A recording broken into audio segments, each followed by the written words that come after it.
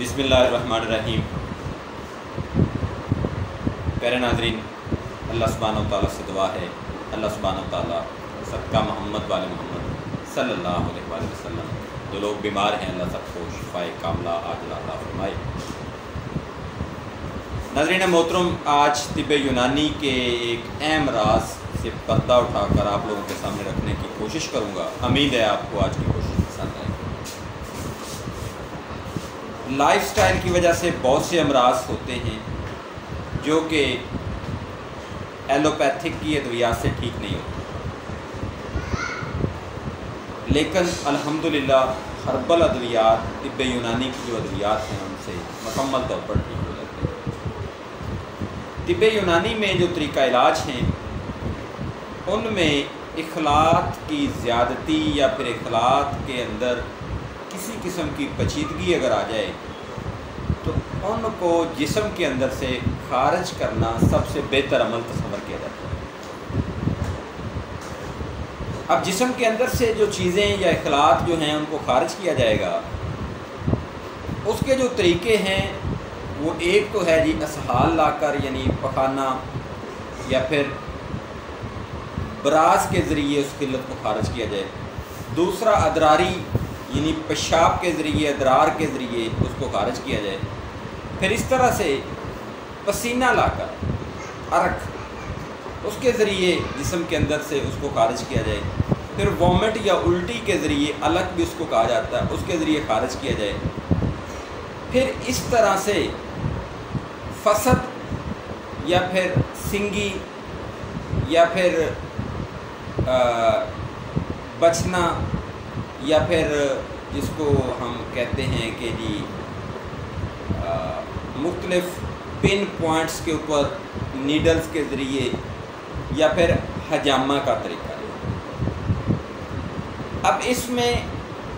جو حکماء نے سب سے قوی طریقہ بتایا وہ یہ بتایا کہ براز کے ذریعے اگر اخلاط کو خارج کیا جائے یا پھر وہ جو زہریلا مواد خون کے اندر شامل ہے اس کو خارج کیا جائے تو وہ باعث شفا ہوتا ہے۔ اب اس مقصد کے لیے ایلوپیتھک میں صرف اور صرف جو ادویات استعمال کی جاتی ہیں ان کو قبض کشا ادویات کہا جاتا ہے۔ اس کے علاوہ اخلاط کو خارج کرنے کے لیے ایلوپیتھک میں کوئی دوائی استعمال نہیں ہوتی۔ طب یونانی میں سب سے جو اچھی بات ہے اور نظریہ مفرد اعضاء میں جو صابر صاحب نے بارہا بار یہ بتائی ہمیں کہ ہر خلت کے عوض یا انگینسٹ کچھ ملین ادویات ہوتی ہیں۔ انشاءاللہ کسی اور ویلاگ میں اس کے اوپر میں سیر حاصل گفتگو کرنے کی کوشش کروں گا۔ چند ایک باتیں آج اس کے حوالے سے کرتا ہوں کہ اگر بلغم یا رطوبت کی جسم میں زیادتی ہو جائے تو اس کا استفراغ جو ہے وہ کس طرح سے کیا جائے۔ طب یونانی میں جو سب سے بہترین چیز ہے وہ شحم حنظل یعنی تمے کا گودا یا تمے کا خشک تمے کا چھلکا انتہائی معمولی مقدار میں اگر ہم استعمال کریں گے، یہ تو آپ کا جو طبیب ہے جو آپ کا معالج ہے وہ مقدار بتائے گا کہ آپ کو کتنی مقدار استعمال کرنا ہے، تو کچھ عرصے میں جسم کے اندر جو اضافی رطوبات ہیں یا اضافی بلغم ہے، چاہے وہ آپ کے لنگس میں ہی کیوں نہ ہو یا جسم کے اندر رطوبات ہوں یا جس کو ہم اعصابی مزاج کہتے ہیں وہ ہو، تو اس کی مدد سے یعنی شحم حنظل تمہ اس کا جو چھلکا یا گوتا ہے اس کی مدد سے آپ کے جسم سے اضافی رطوبت جو ہے وہ خارج ہو جائے گی، استفراغ پا جائے گی اور इखलात जो हैं वो बैलेंस में आ जाएंगी। सेम एज अगर सुफरा की खिल्लत की ज़्यादती है जिससे चीज़ें सोजिशनाक हो जाती हैं, अगर ऐसा मामला है तो उसके लिए कई चीज़ें हम इस्तेमाल कर सकते हैं बतौर मलयन, जो कि असाबी मिजाज की होती हैं। मिसाल के तौर पर गुलाब के जो फूल हैं उनको इस्तेमाल करके सुफरा के लेवल को बैलेंस किया जा सकता है। इसके अलावा गुले बनफ्शा बेहतरीन चीज़ है। जिस्म में अगर सुफरा की किल्लत की ज़्यादती है या उसमें कोई बगाड़ है, उसका आप इस्तफराग करना चाहते हैं तो वो आप इस्तेमाल करें, इंशाअल्लाह मामला ठीक हो जाएंगे। इस तरह से अगर खिलत सुदा सर्दी खुश्की की जिस्म में ज़्यादती है तो उससे चीज़ें सुकड़ जाती हैं, सुकड़ कर छोटी हो जाती हैं। अगर ये मामला है तो आपको तुख्मे जर्जीर बेहतरीन चीज़ है। इसके अलावा भी बहुत सी अद्वियात हैं, इस पे मैं इंशाअल्लाह एक व्लॉग बनाऊंगा कि किस खिल्लत के लिए, किस खिल्लत के इस्तफराग के लिए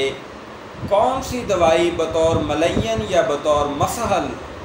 देनी चाहिए और साथ में बाकी जो इखलात को बैलेंस करने की दवाइयाँ हैं वो देनी चाहिए,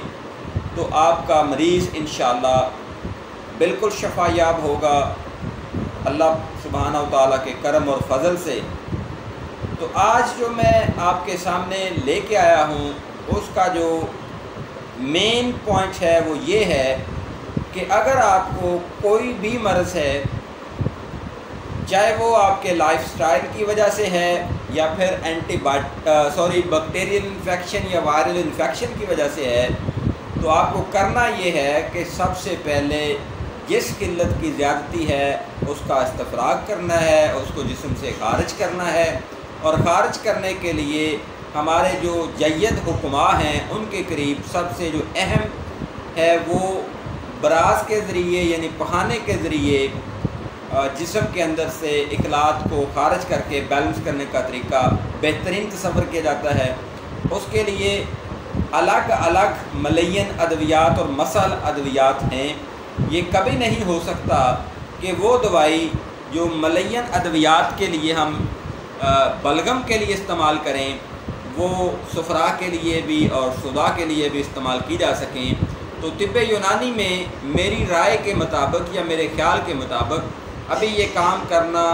ज़रूरी है। जो चीज़ें हमें मार्केट से मिलती हैं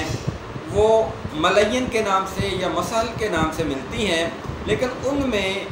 ये चीज़ें अलग अलग अभी तक मार्केट में दस्तयाब नहीं हैं कि मलयन सुफरा या मलयन बलगम या मलयन सुदा, तो या इस्तफरागे बलगम लिख दें, इस्तफरागे सुदा लिख दें, इस्तफरागे सुफरा लिख दें। तो ये मेरी राय के मुताबिक ये चीज़ अभी तक नहीं है। यहाँ तक इन चीज़ों की, इन बातों के हक़ाइक़ और सबूत की बात है तो मैं आपको ये कई किताबों के अंदर से आपको सबूत दे सकता हूँ और प्रैक्टिकली भी आप इसको आज़मा लें। अगर आपको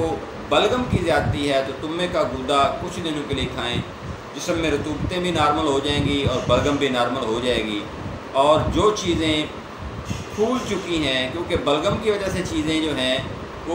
फैल जाती हैं, फूल जाती हैं, लेकिन सुफरा की वजह से चीज़ें सोजिशनाक होती हैं, सूज जाती हैं। फूलने और सूजने में फ़र्क है। और इस तरह से सुदा की वजह से जो चीज़ें सुकड़ कर छोटी हो जाती हैं, अगर इस तरीके को अपनाएंगे तो इंशाअल्लाह अज़ीज़ इलाज बेहतरीन होगा और आसानी से होगा। नज़रिया मुफ़रद अज़ा में ये खूबी है, मालजीन हज़रात वहाँ पे मलयन और मुसल अद्वियात सुफरा के लिए, बलगम के लिए और सुदा के लिए ऑलरेडी इस्तेमाल करते हैं। लेकिन अगर वो ये मेहनत कर लें थोड़ी सी کہ وہ چیزوں کو دیکھ لیں کہ کون سی چیز کس مقصد کے لیے زیادہ بہتر ہے تو مزید فائدہ ہوگا۔ مجھے اپنی دعاؤں میں یاد رکھیں، اپنا بہت سارا خیال رکھیں۔ فی امان اللہ، اللہ حافظ، السلام علیکم۔